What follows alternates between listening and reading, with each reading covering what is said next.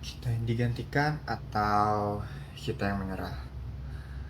Assalamualaikum warahmatullahi wabarakatuh. Salam sejahtera untuk kita semua. Yang terhormat Dr. Nurlina Rahman, SPD MSI, selaku dosen pengampu dari mata kuliah Public Speaking, serta para penonton yang lagi di rumah atau mungkin yang lagi di jalan sambil menyaksikan video ini. Sebelum saya mulai pembahasan kali ini, aku mau pantun dulu dong teman-teman. Pantunnya, beli kain ke pasar baru. Warnanya cerah, cantik terlihat. Dunia berubah, datangnya zaman yang baru.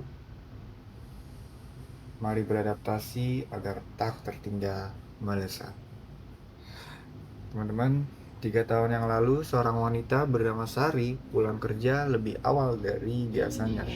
Bukan karena ia sakit, bukan karena ada urusan keluarga, melainkan ia pulang karena meja yang dulu ia pakai untuk bekerja sudah digantikan oleh mesin yang dimana mesin tersebut adalah mesin self checkout yang tidak pernah terlambat, nggak pernah minta cuti, dan tidak pernah membutuhkan gaji.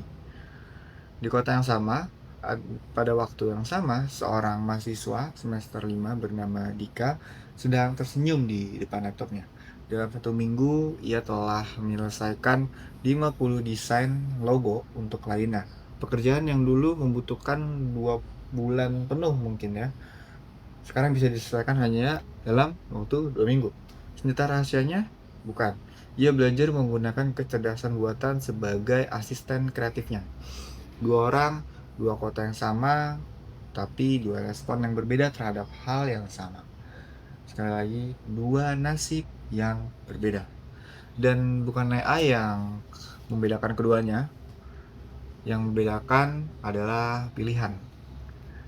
Teman-teman sekalian yang sedang menyaksikan video kali ini, hari ini saya tidak berdiri di sini untuk menakut-nakuti kalian tentang AI. Saya juga nggak berdiri di sini untuk memuji teknologi secara babi buta, tapi saya berdiri di sini untuk mengajak kita menjawab satu pertanyaan yang paling menentukan generasi kita.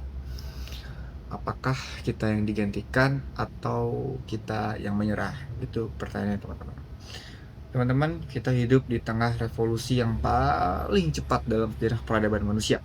Bukan revolusi bersenjata, bukan revolusi politik, juga bukan.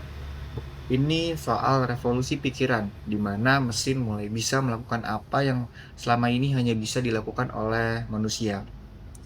Menurut World Economic Forum, 85 juta pekerjaan akan bertransformasi akibat otomasi kecerdasan buatan. Angka itu terdengar mengancam, tetapi laporan yang sama juga menyebutkan sesuatu yang jarang dikutip media. 97 juta pekerjaan baru akan lahir. Pekerjaan yang bahkan belum ada namanya hari ini, tetapi sudah ada terbayang. Studi McKinsey membuktikan pekerjaan yang mengintegrasikan AI dalam pekerjaannya terbukti 40% lebih produktif, bukan tergantikan, justru diperkuat. Maka pertanyaannya bukan apakah AI yang mengancam kita. Pertanyaannya yang lebih tepat adalah apakah kita memilih menjadi bagian dari 85 juta yang tertinggal atau menjadi pelopor dari 97 juta yang memimpin tadi. AI tidak akan mencuri pekerjaan Anda. Orang yang tahu cara menggunakan AI lah yang akan mencuri pekerjaan Anda. Sebelum melangkah lebih jauh, kita perlu meluruskan satu hal, teman-teman. Kecerdasan buatan atau AI bukanlah makhluk hidup yang punya ambisi. Ia bukan robot Terminator dari film-film fiksi yang sering ada di televisi. AI adalah sistem yang sangat canggih, tapi hanya sistem aja. Ia meniru pola dan ia mengolah data. Ia tidak bermimpi, ia nggak punya cita-cita dan nggak punya rasa peduli. Apakah Anda sukses atau tidak, dia nggak peduli, teman-teman. Yang peduli adalah Anda, kamu sendiri, dan itulah keunggulan kamu. AI itu sebuah keunggulan yang nggak bisa direplika oleh algoritma secanggih apapun. AI tidak punya hati nurani, AI tidak bisa menciptakan makna dari pengalaman hidup, AI tidak bisa memeluk seseorang, AI juga nggak bisa merasakan apa yang dirasakan semua orang. Semua itu adalah pilih manusia. Bukan tentang siapa yang lebih pintar, ini tentang siapa yang lebih bijak menggunakan alatnya. Mari kita belajar dari sejarah. Dulu, 200 tahun yang lalu, ketika mesin uap mulai mengambil alih pekerjaan tangan para penenun di Inggris, para pekerja di sana panik. Sebagian dari mereka bahkan menghancurkan mesin-mesin itu. Mereka disebut kaum Luddite, orang-orang yang melawan teknologi karena takut kehilangan pekerjaan. Tapi apakah mesin itu bisa dihentikan? Tentu tidak. Yang terjadi pada saat itu adalah lahirlah pekerjaan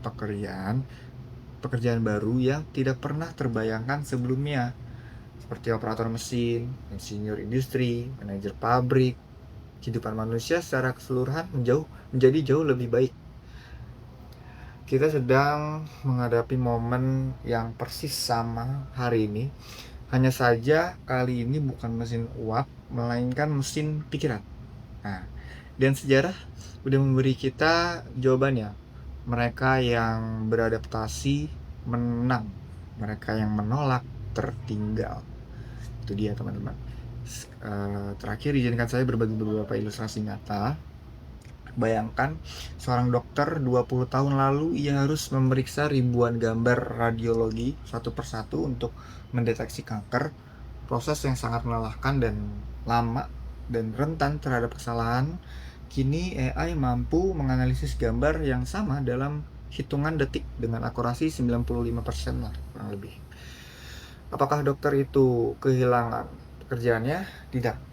Dia justru memiliki lebih banyak waktu untuk duduk bersama pasiennya, untuk ngobrol, mendengarkan cerita dari pasiennya, mendengarkan harapan, memberikan harapan, melakukan hal yang tidak bisa dilakukan oleh AI, tapi bisa dilakukan oleh manusia.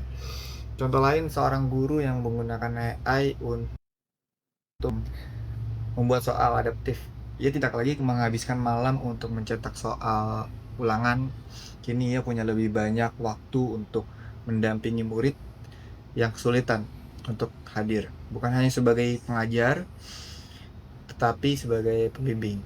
Inilah yang saya maksud dengan kolaborasi. Manusia mengerjakan apa yang manusia terbaik lakukan, berpikir kritis, berempati, berkreasi, memimpin. AI mengerjakan apa yang AI terbaik lakukan, seperti memproses data, menemukan pola, mengotomasi hal-hal yang berulang. Ini bukan tentang manusia versus mesin, teman-teman. Ini tentang manusia bersama mesin melawan masalah-masalah besar di dunia. Teman-teman yang menyaksikan video ini, saya ingin kembali ke Sari dan Nika tadi yang di awal cerita saya berikan, yang kita kenal di awal tadi. Saya tidak ingin,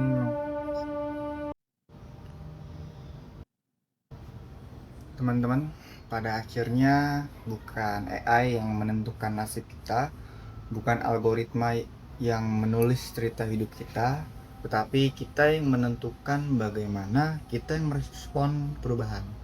Kita yang memilih tumbuh atau tertinggal. Jadi, apakah kita yang digantikan atau kita yang menyerah? Terima kasih. Wassalamualaikum warahmatullahi wabarakatuh. Udah.